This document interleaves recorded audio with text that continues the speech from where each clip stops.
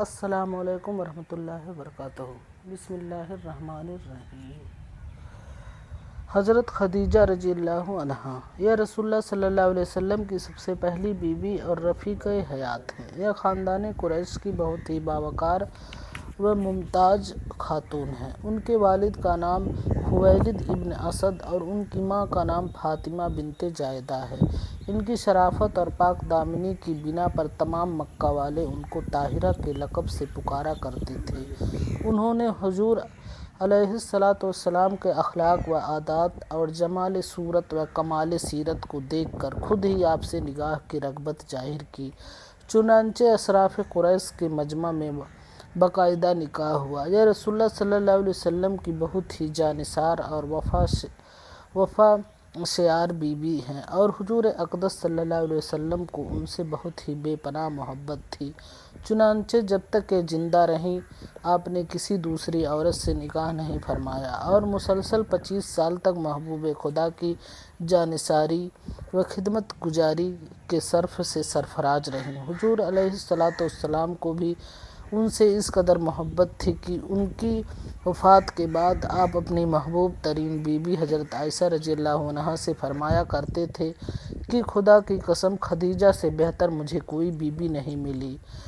جب سب لوگوں نے میرے ساتھ کفر کیا اس وقت وہ مجھ پر ایمان لائیں، اور جب سب لوگ مجھے جھٹلا رہے تھے اس وقت انہوں نے میری تصدیق کی، اور جس وقت کوئی شخص مجھے کوئی چیز دینے کے لیے تیار نہ تھا اس وقت خدیجہ نے مجھے اپنا سارا مال اور اپنا سارا سامان دے دیا، اور انہی کے شکم سے اللہ تعالیٰ نے مجھے اولاد عطا فرمائی۔ اس بات پر ساری امت کا اتفاق ہے کہ سب سے پہلے حضور صلی اللہ علیہ وسلم کی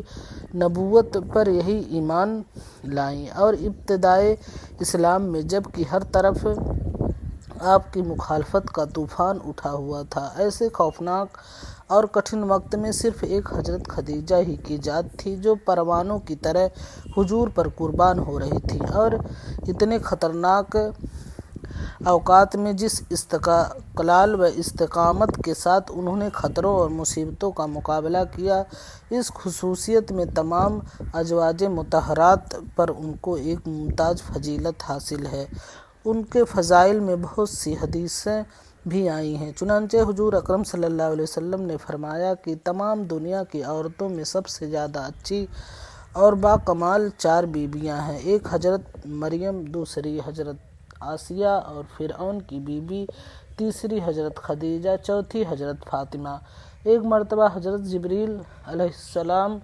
دربار نبوت میں حاضر ہوئے اور عرض کیا کہ اے محمد صلی اللہ علیہ وسلم، یہ خدیجہ ہیں جو آپ کے پاس ایک برتن میں کھانا لے کر آ رہی ہیں۔ جب یہ آپ کے پاس آ جائیں تو ان سے ان کے رب کا اور میرا سلام کہہ دیجیے، اور ان کو یہ خوشخبری سنا دیجیے کہ جنت میں ان کے لیے موتی کا ایک گھر بنا ہے جس میں نہ کوئی شور ہوگا نہ کوئی تکلیف ہوگی۔ سرکار دو جہاں صلی اللہ علیہ وسلم نے ان کی وفات کے بعد بہت سی عورتوں سے نکاح فرمایا، لیکن حضرت خدیجہ کی محبت آخری عمر تک حضور کے مبارک دل میں رچی بسی رہی، یہاں تک کہ ان کی وفات کے بعد جب بھی حضور کے گھر میں کوئی بکری ذبح ہوتی تو آپ حضرت خدیجہ کی سہیلیوں کے یہاں بھی ضرور گوشت بھیجا کرتے تھے، اور ہمیشہ آپ بار بار حضرت بی بی خدیجہ کا ذکر فرماتے رہتے تھے۔ ہجرت سے 3 برس پہلے 65 برس کی عمر پا کر ماہ رمضان میں مکہ مکرمہ کے اندر انہوں نے وفات پائی، اور مکہ مکرمہ کے مشہور قبرستان جیحون جنت المعلیٰ میں خود حضور اقدس صلی اللہ علیہ وسلم نے ان کی قبر میں اتر کر اپنے مقدس ہاتھوں سے ان کو سپرد خاک فرمایا۔ اس وقت تک نماز جنازہ کا حکم نازل نہیں ہوا تھا، اس لیے حضور نے ان کے جنازہ پر نماز نہیں پڑھائی۔ حضرت خدیجہ کی وفات سے 3 دن یا 5 دن پہلے حضور کے چچا ابو طالب کا انتقال ہو گیا تھا۔ ابھی چچا کی وفات کے صدمے سے حضور علیہ السلام کا قلب نازک رنج و غم سے نڈھال تھا ہی کہ حضرت خدیجہ کا انتقال ہو گیا۔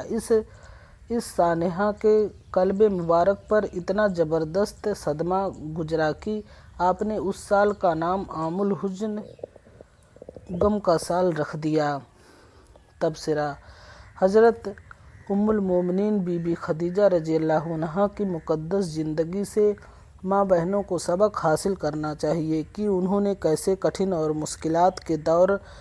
میں حضور اکرم صلی اللہ علیہ وسلم پر اپنا تن من دھن سب کچھ قربان کر دیا اور سینہ سپر ہو کر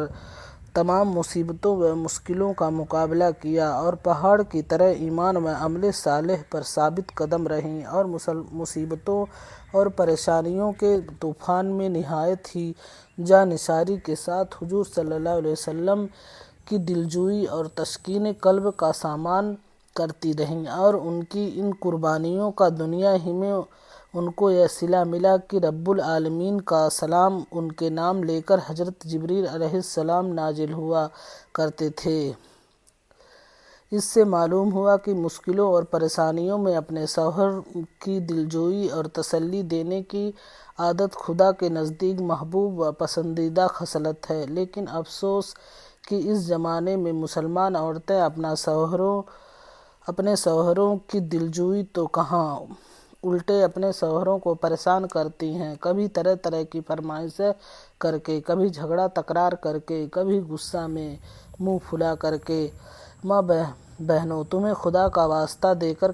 کہتی ہوں کہ اپنے شوہروں کا دل نہ دکھاؤ اور ان کو پریشانیوں میں نہ ڈالا کرو، بلکہ آڑے وقتوں میں اپنے شوہروں کو تسلی دے کر ان کی دلجوئی کیا کرو۔